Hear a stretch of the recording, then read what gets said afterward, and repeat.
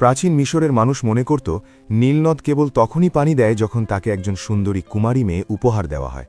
ইসলামের আলোয় এই প্রথা বন্ধ হয় ঠিকই, কিন্তু অলৌকিকভাবে নীলনদ মৃত হয়ে গেল। তখন হজরত ওমর রাদিয়াল্লাহু আনহু এর পাঠানো এক চিঠির ছোঁয়ায় কিভাবে সেই মৃত নদী আবারও সচল হল। সেই অন্ধকার যুগে প্রতি বছর যখন নদীর পানি শুকিয়ে যেত, তখন মিশরীয়রা এক নিষ্ঠুর উৎসবে মেতে উঠত। তারা দেশের সবচেয়ে সুন্দরী একটি মেয়েকে বাছাই করত।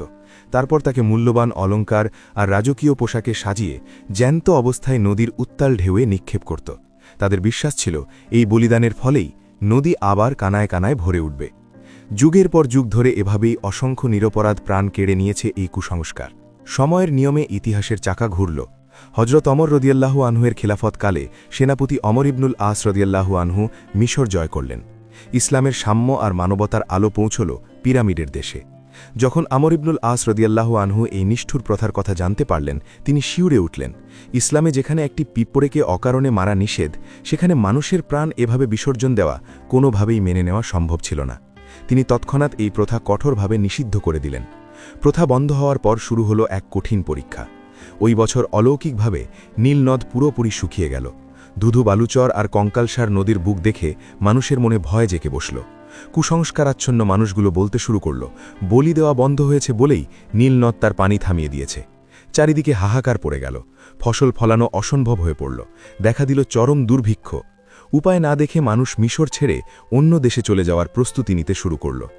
পরিস্থিতি হাতের বাইরে চলে যাচ্ছে দেখে সেনাপতি আমর ইবনুল আস চিন্তিত হয়ে পড়লেন। তিনি দ্রুত মদিনায় খলিফা হজরত ওমর রাদিয়াল্লাহু আনহুয়ের কাছে একজন দ্রুতগামী বার্তাবাহক পাঠালেন। চিঠিতে তিনি পুরো সংকটের কথা খুলে বললেন এবং খলিফার পরামর্শ চাইলেন। সবাই হয়তো ভেবেছিল খলিফা মিশরবাসীকে বাঁচাতে বিপুল অর্থ বা খাবার পাঠাবেন, কিন্তু খলিফা ওমর পাঠালেন অন্য কিছু। তিনি বার্তাবাহকের হাতে একটি ছোট চিরকুট দিয়ে বললেন, এটি নিয়ে যাও এবং নীল নদের বুকে নিক্ষেপ করো। মিশরে খলিফার চিঠি পৌঁছানোর পর সেনাপতি আমর ইবনুল আস সমস্ত মিশরবাসীকে নদীর তীরে একত্রিত করলেন। সবার মনে এক চরম কৌতূহল, একটি ছোট কাগজ কি করে মরা নদীতে পানি আনবে। সবার সামনে দাঁড়িয়ে তিনি খলিফার সেই চিরকুটটি উচ্চস্বরে পাঠ করলেন। তাতে লেখা ছিল, হে মিশরের নীলনদ, যদি তুমি নিজের ক্ষমতায় বা নিজের ইচ্ছায় প্রবাহিত হও, তবে আমাদের তোমার পানির কোনো প্রয়োজন নেই। আর যদি তুমি এক ও অদ্বিতীয় মহান আল্লাহর হুকুমে প্রবাহিত হও, তবে আমি সেই মহান রবের কাছেই প্রার্থনা করছি, তিনি যেন তোমাকে আবারও সচল করে দেন। পড়া শেষ হওয়া মাত্র চিরকুটটি শুকনো নদীর বালুচরে নিক্ষেপ করা হলো। আর সেই রাতেই ঘটল এক অবিশ্বাস্য ঘটনা।